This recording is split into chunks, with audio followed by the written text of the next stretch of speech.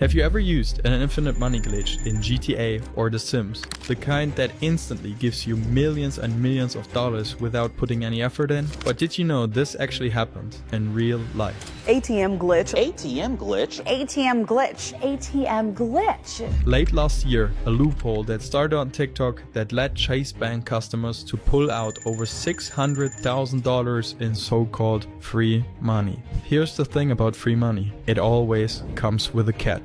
So how did this glitch actually happen? How much did people manage to cash out? And most importantly, what happened once Chase Bank finally caught on? I'm $99 billion in debt.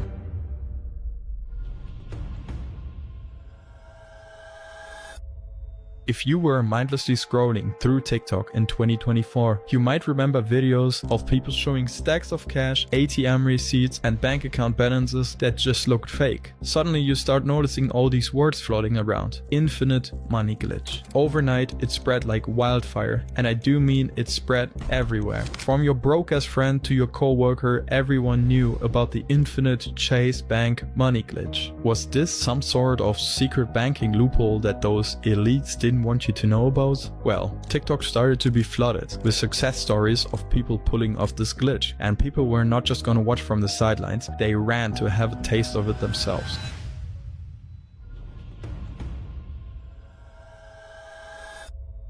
So by now you might be asking yourself, how did this infinite money glitch actually work? Was it some secret banking exploit that only a few people in the world could actually pull off? Or was it something more simple, more trivial, or even more idiotic, I should say? So let's break this down. And just so you know, even though I'm breaking this down, maybe don't go do that yourself. You're gonna find out later why. Step 1. Write yourself a check. Doesn't matter if you actually have the money or not. Doesn't even matter if the check itself is real. As long as everything looks legit, you're good to go. Step 2. Deposit that check into Chase ATM. Remember, an ATM. You don't want these bank tellers to know you're up to something sus. Step 3. Because banks don't instantly verify checks, the second you deposit them, there's a tiny processing window. A brief moment where the system assumes that the money is in your account. And in that little gap of time, you just need to hit the withdraw button like crazy.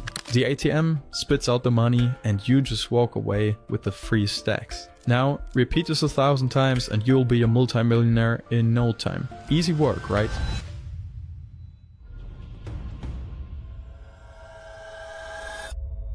As soon as word got out on how to do this supposedly easy trick, people didn't stop. Hundreds of Chase Bank customers lined up at Chase ATMs across the US, each one eager to get their slice of the pie. I mean, it's free money. Some people weren't just in it for a few $100 or even thousands. At the top of the list there were 4 big players. 4 people who together made close to $700,000 from Chase Bank's ATMs. Let's start with the relatively small fishes. First one on our chopping block, Micah Reed, a resident of Los Angeles, California, who's ready to cash in the biggest payday of his life. Reed deposited 2 counterfeit checks that totaled around $116,000 into Chase Bank accounts over the course of just 2 days. Trust me, the other ones went much higher. The second one is actually a company listed by the name In and Out Appliances. There are no names linked to this company who actually did the glitch, but as we know for sure, they were having a field day with it, withdrawing about $150,000 from Chase Bank's ATMs across the US. But $140,000 doesn't even come close to what the other 2 guys on the list did.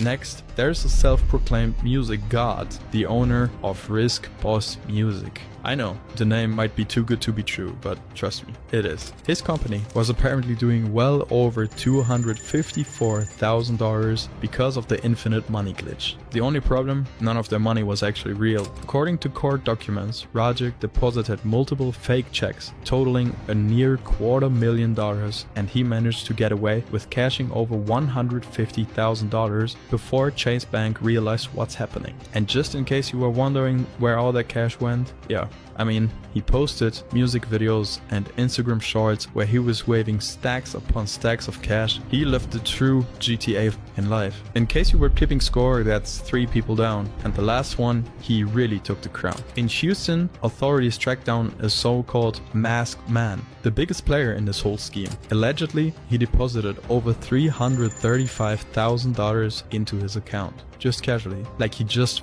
and won the lottery. By now you must think, what actually happened to these people? Isn't this all way too easy? Of course they were not thinking about it, because if they actually did for a second, they know this is plain and simple check fraud. And Chase, they've been dealing with this type of shit for decades. Believe me, they aren't letting this go.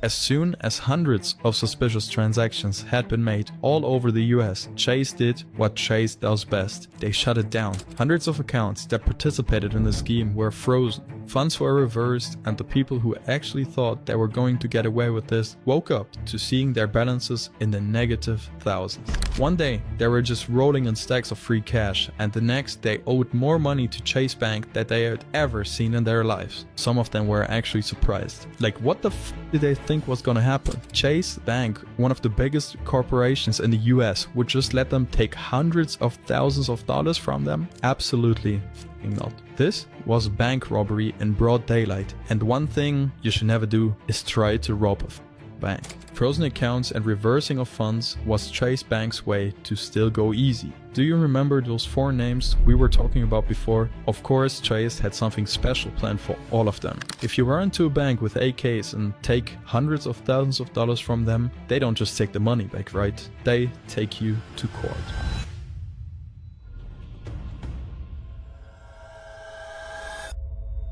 At first, Chase tried actually playing nice. They reached out to those 4 perpetrators, demanding the repayment of the money they had stolen. But of course, these people had already bought Lamborghinis, strippers, and probably some sort of substances. That's a normal thing to do after robbing a bank, right? So of course they didn't have the money. I mean, even if they did, it wouldn't be so simple. This was just a bait for Chase Bank to actually find them and prosecute them. Chase sued the 4 biggest perpetrators, officially taking them to federal court over hundreds of thousands of dollars. And when a federal court case has your name on it, it's no longer just an infinite money glitch. It's full-on bank robbery. And that comes with a little more than just some fees. It comes with prison time. How much exactly? Well, as of right now, the trial is still ongoing and hasn't concluded yet. The best we can do is give you a rough estimate. If defendants on the trial against Chase Bank are convicted, they are looking up to 10 to 30 years in prison and up to $1 million in fine. If you think Chase was going to let this all go, think again. If they let one bank robbery slide, others are just gonna mask up. And Chase, of course, couldn't afford that to happen. These scammers thought they found an exploit in life. They found an infinite money glitch. But Chase had been playing this game long before these dudes were even born. And what happens when you try to play their game? Well, just remember, the house always wins.